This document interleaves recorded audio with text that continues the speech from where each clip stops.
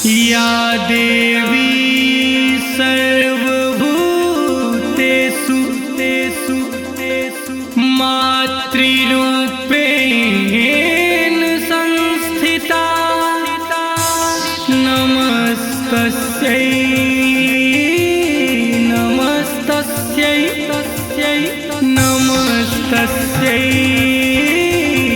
नमो नमः।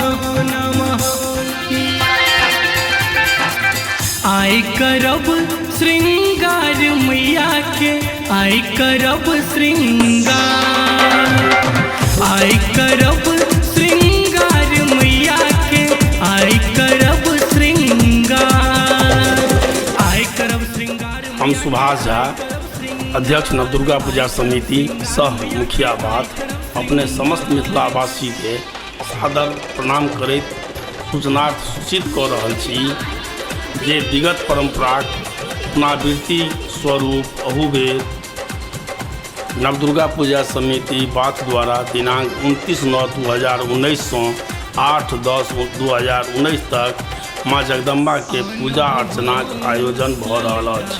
अपने समस्त लोकनि एहि कार्यक्रम में सादर आमंत्रित छी। कार्यक्रम रूपरेखा आगू प्रस्तुत अछि। एक बेर फेर अपने सबसँ आग्रह जे नवदुर्गा पूजा समिति बातक हकार स्वीकार कऽ एहि आयोजन में पधारबाक कृपा प्रदान करी। धन्यवाद।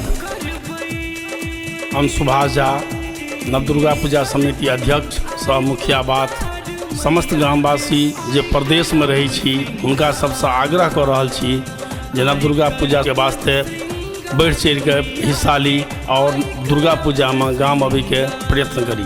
धन्यवाद। आय कर श्रृंगार मैया के, आय कर